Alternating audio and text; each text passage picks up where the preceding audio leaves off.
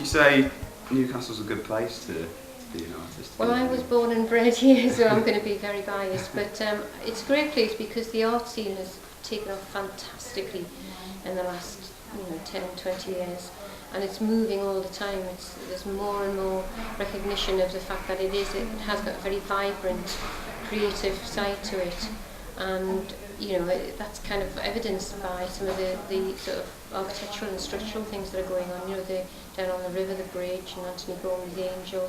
So there's a hell of a lot of very strong, powerful messages coming to creative people in the northeast to kind of explore their own.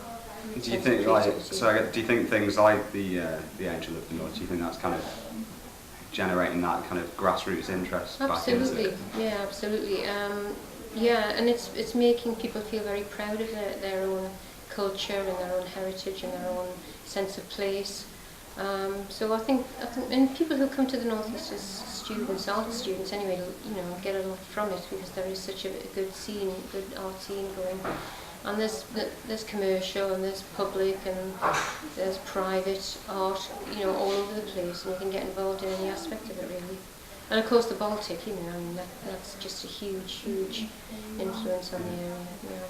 We've talked a little bit about how the city supports the art community, but how do you feel the art community supports its emerging artists and its student artists like yourself? How the art community supports emerging artists. I think that's being developed all the time. I was talking to somebody this morning who says that there's a new building opening up in Newcastle, which is actually an old building about to be pulled down, but it's going to be turned into 56 artists' workshops. And I mean that we've been hearing about that sort of thing for the last 5 years.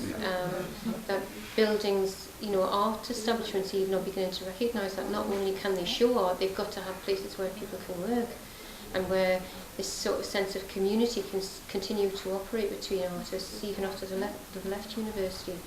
And that is actually phenomenally important. That this sense of community has a chance to develop somewhere else in a much more professional environment. So I think the city is beginning to recognise that a lot, and also this whole notion of empty shop situation. I don't know whether you know about that, where because it really has been because of the economic situation, there's been a lot of empty shops being made available.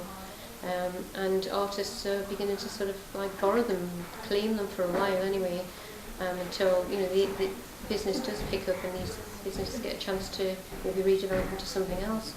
That's given groups of artists a great opportunity to get together and to have a building which is often a functioning building in that it's got a kitchen area. It's warm. It's got lots of different functions within the building which can satisfy our community. The authority's been kind of fairly tolerant of that, or I guess they're not actually breaking the law. Well, it's actually it is a local authority sort of project. Oh right. Yeah. Cool. There's quite a major one happening in Gateshead at the moment because Gateshead High Street's in the process of being developed, but funding has kind of slowed up for a while. It's actually coming from the local authority, and it's going on nationwide.